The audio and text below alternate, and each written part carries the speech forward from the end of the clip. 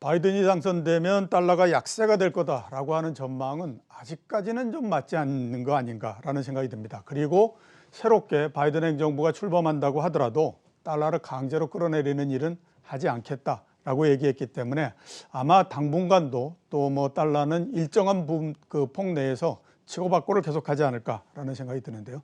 자, 그래서 오늘은 환율에 대해서 알아보는 시간을 갖도록 하겠습니다. 변정규 미주어은행 상무 나오셨습니다. 안녕하십니까? 안녕하세요. 예.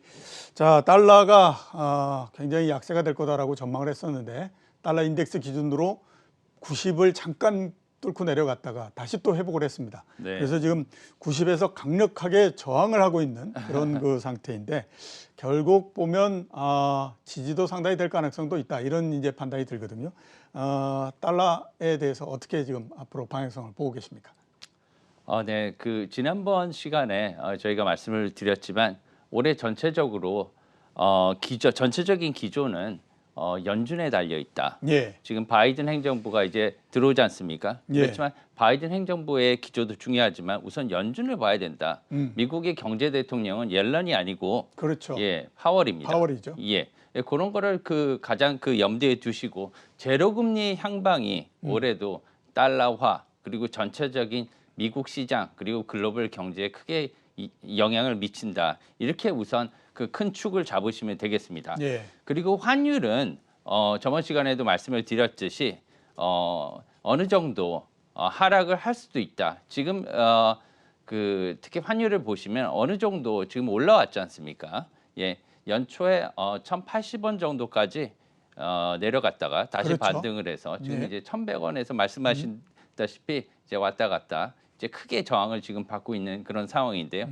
특히나 그 1개월짜리 그 외국인들이 많이 거래하는 NDF 역외 선물화를 보시면 1월 기준 한 달 기준 해서 한 달 동안 크게 V자형을 이렇게 나타내면서 내려갔다 올라오는 것을 볼 수가 있습니다. 예, 그렇습니다. 예, 그것을 보시면은 추세가 바뀐 것이 아닌가 많은 분들이 이렇게 생각을 하시고요. 예, 그렇죠. 예, 당연히 이제 의심을 갖는 게 많습니다. 이제 화면에 보시는 바와 같이 저렇게 크게 V자를 그리면서 한 달 동안 내려왔다가 스윙을 보면서 올라오는 이런 추세를 보이고 있는데요. 결론적으로 말하면 저희는 당분간이라 하면 단기간적으로는 예. 다시 내려갈 것으로 이렇게 생각을 다시. 하고 있습니다. 예. 현재로 간단하게 말씀을 드리면 달러는 비싸다 예. 이렇게 생각이 들고요. 어느 정도는 1,070원 정도까지는 다시 내려갈 수 있는 그런 생각이 듭니다. 다만 저번 시간에도 말씀을 드렸지만 2, 4분기 이후에는 본격적으로 상승을 시도할 수도 있겠습니다. 예. 그러한 이유는 두 가지 측면에서 볼 수 있는데요. 특히나 정치적으로 옐런 지명자가 말씀하다시피 미국이 앞으로는 약달러를 위해서 인위적으로 개입을 하지 않겠다. 이런 말은 좀 이례적인 발언입니다. 그렇죠. 예. 보통 그 재무부 장관 당선자나 아니면 미국의 고위층이 이렇게 달러의 추세 그리고 금융의 방향에 대해서 직접적으로 언급하는 경우는 별로 없습니다. 예. 연준도 아니고요. 그렇기 때문에 이런 경우는 트럼프 행정부와 크게 거리를 두겠다. 이러한 그 단절 의식을 이렇게 천명한 것으로 볼 수가 있겠는데요. 이러한 측면에서 보면은 앞으로는 민주당이 견지해온 트럼프 행정부에서 봤듯이 강달러도 용인할 수 있다 이런 식으로 스탠드오프 식으로 그 받아들일 수 있겠고요. 또 한 가지는 최근에 많이 논의가 조금씩 되고 있지만 저번 시간에도 언급한 바와 같이 테이퍼링의 가능성이 있습니다. 예. 지금 자산 시장이 너무나 강하기 때문에 언제까지 이게 갈 것이냐. 특히나 지금 소비 그리고 제조업이 많이 올라오긴 했지만 특히 돈이 돌지를 않거든요. 예. 시장만 뜨거웠지 소비와 그다음에 여타 시장이 받쳐주고 있지 않기 때문에 연준은 굉장히 독립적으로 행동을 합니다. 시장만을 봅니다. 그렇죠. 그렇기 때문에 예. 바이든의 행정부를 보지 말고 연준을 보라고 했던 말씀이 이런 의미인데요. 그래서 연준이 어떻게 금리 정책을 갖고 갈 것인가. 환율 그리고 증시도 미국의 연준 금리 정책에 달려 있다. 그렇다면 2023년까지 천명했던 제로금리 정책이 바뀔 수도 있느냐. 최근에 그 미국 연준의 여러 그 총재들께서는 약간 다른 의미를 많은 예. 부분이 캔자스 연은 그렇죠. 총재라든가 예, 예, 예. 세인트루이스라든가 여러분이 약간 그 상충되는 말씀을 많이 하셨는데 이 말 자체가 논의가 되고 있다는 말입니다. 그렇기 때문에 저희는 너무 이렇게 자산에 현재 그 방향에만 몰두하지 말고 여러 측면에서 테이퍼링이라든가 여러 정책들이 나올 수 있는 요소를 감안을 해야 되지 않을까 이렇게 생각을 합니다. 예.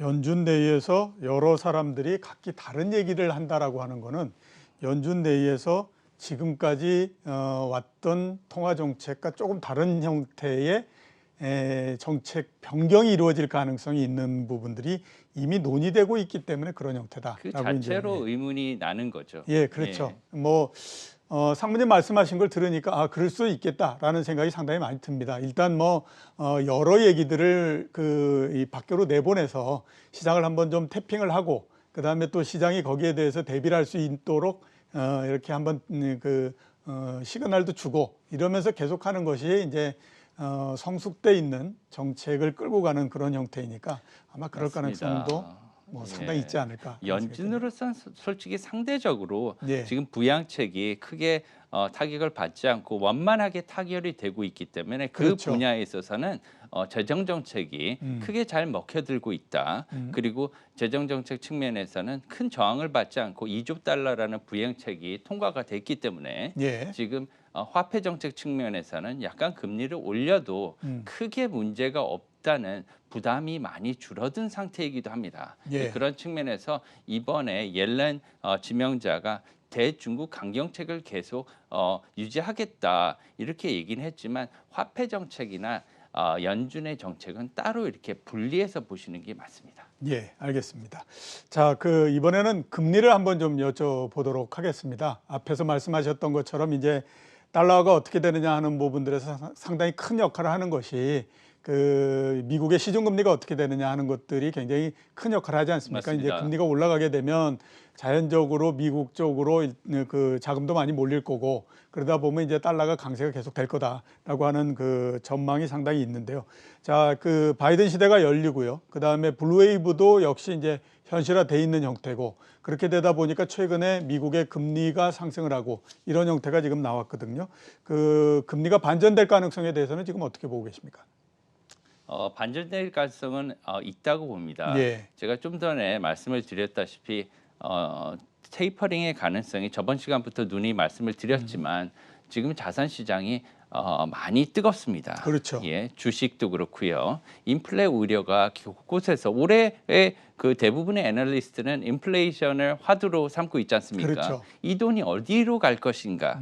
그렇기 때문에 자산 시장이 쉽게 떨어지지는 않습니다. 그렇기 때문에 여러 군데 자산의 대체 자산이라든가 이런 것들이 지금 많이 막혀 있는 상태이기 때문에 가지는 못하고 그래서 다른 비트코인이나 여러 자산들이 많이 오르는 이러한 지금 상황을 나타내고 있는데요. 그렇다고 해서 가치에 대한 중요성을 부정할 수도 없는 일입니다. 예. 지금 가치 측면에서 보면 여러 기업체들의 채산성이라든가 아니면은 기업체들의 리저브라든가 이런 것들은 상당히 좀 악화돼 있는 기업들이 상대적으로 뭐 다르겠지만 상황이 개별 기업적으로 많이 전체적으로는 악화돼 있는 상황이거든요. 예. 그런 가치 측면에서 본다면은 아마 다시 한번 재고해 봐야 되지 않을까 이렇게 싶지만 미국 연준 입장에서는 이렇게 뜨겁게 달궈진 시장, 인플레이션의 우려, 그리고 제로 금리에 환율까지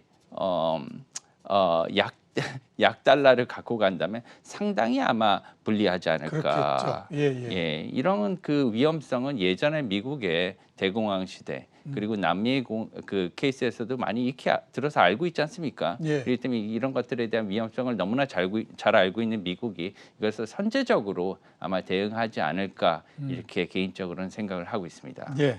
우리가 연준을 비롯해서 중앙은행을 볼 때 그동안에 아무튼 워낙 유동성을 많이 공급하고 또 금리를 내리고 올리고 이랬기 때문에 그게 가장 본질적인 기능이다라고 생각하시겠지만 원래 중앙은행의 가장 본질적인 가치는 기능은 통화 가치의 안정입니다. 맞습니다. 그런 면에서 봤을 때 금리를 마냥 낮게 갖고 가는 것도 연준도 그렇고 여러 중앙은행들의 부담이 될 수밖에 없기 때문에 가장 큰 경기가 어느 맨데이트죠. 정도는 뭐 네. 정상이 되면 당연히 그 통화 가치 안정을 위해서도 금리나 이런 부분들을 손볼 가능성이 있다. 이렇게 이제 말씀을 해주셨고요. 맞습니다. 자, 위안화에 대해서 한번 좀 여쭤보도록 하겠습니다. 작년도 하반기서부터 본격적으로 강세가 됐고 올해도 역시 계속해서 강세가 될 거다라고 하는 전망이 상당히 많습니다. 그래서 미국이 가지고 있는 여러 부담들을 위안화 강세를 통해서 좀 덜어줄 거다라는 생각들도 많이 하고 있는 상태거든요. 위안화에 대해서는 어떻게 지금 판단하고 계십니까? 중국은 지금 위안화 강세를 어느 정도 용인하지 않았습니까? 예, 그렇죠. 최근 달러당 6.47 위안 이 정도까지 지금 내려온 상태인데요. 예. 예전에 그 7위안 이상을 그 넘어갔을 때를 생각하면은 격세지감입니다. 예. 하지만 많이 달라진 것들은 그 이후에 코로나라는 위험이 생겼다.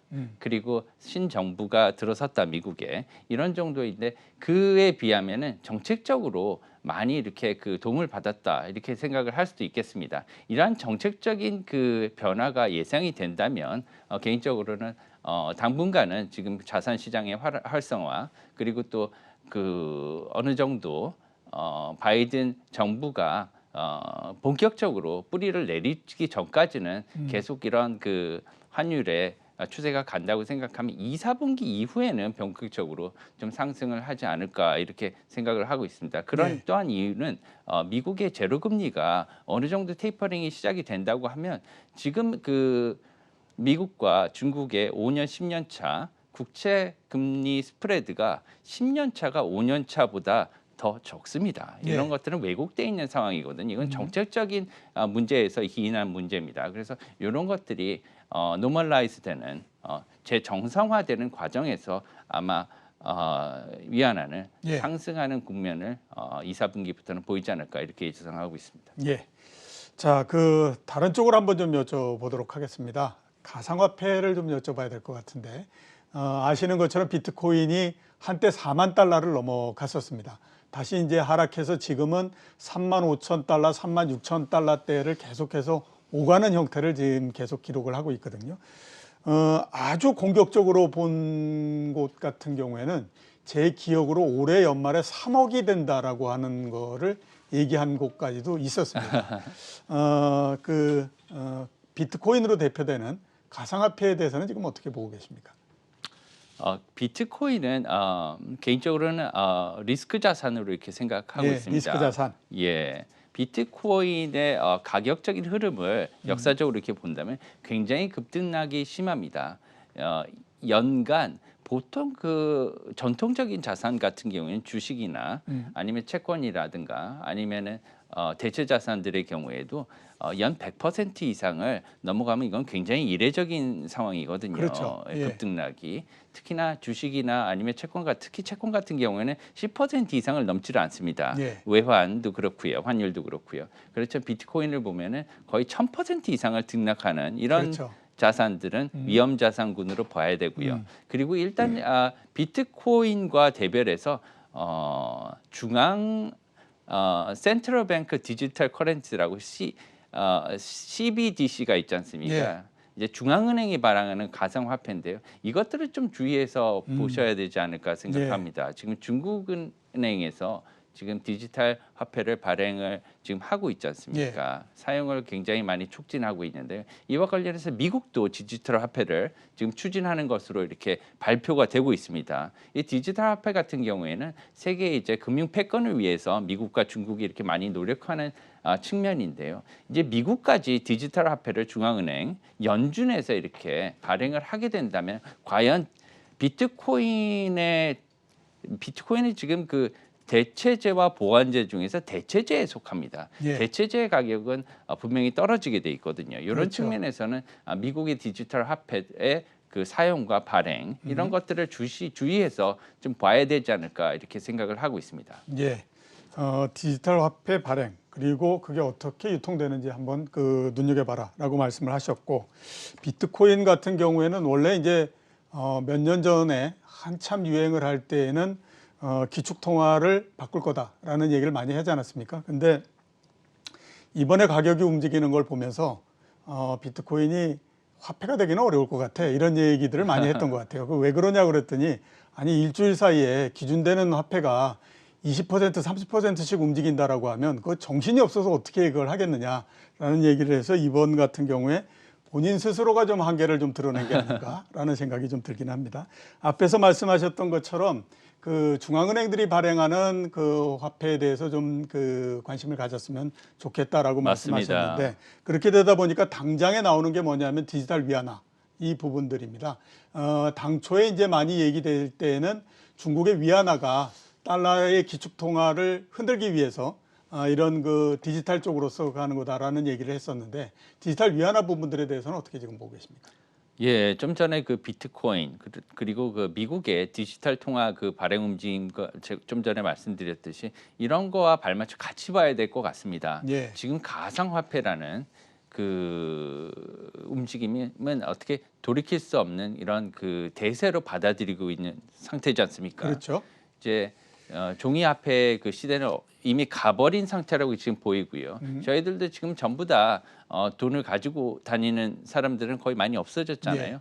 그래서 어차피 디지털화를 이렇게 지향하긴 해야 되는데 미국이냐 중국이냐 어떠한 나라에서 이걸 갖다가 이 패권을 갖고 갈 것인가. 요새 이런 모습을 보면서 예전에 브레튼 우드 체제에서 미국과 그다음에 영국이 그 세계 화폐 그 패권을 놓고 그 얘기를 했지 않습니까? 그렇죠. 그때 당시에 그 유명한 영국의 경제학자인 케인즈의 예. 그런 세계 공통 화폐의 주장이 먹혀들지 않았습니다. 예, 예. 받아들여지지 않았거든요. 그렇죠. 예, 예. 달러화를 쓰기 위한 미국의 그런 생각 때문에 요새 다시 그런 생각이 많이 듭니다. 그래서 이런 상황에서 미국과 이번엔 영국이 아닌 중국이 어떠한 정치적인 결론을 낼 것인가 여기에 대해서 저도 사실 많이 궁금합니다. 예. 글쎄 이게 뭐 어떤 결론을 정치적으로 낼 거냐 중요하긴 한데 아마 결론이 안 나지 않을까라는 생각이 듭니다. 왜냐하면 기축통화권이라고 하는 것이 굉장히 큰 권리이기 때문에 맞습니다. 그걸 미국이 그렇게 쉽게 포기하지는 않지 않겠나라는 생각이 좀 듭니다. 자, 오늘 나와주셔서 대단히 감사합니다. 감사합니다. 예, 지금까지 변정규 미주어은행 상무였습니다.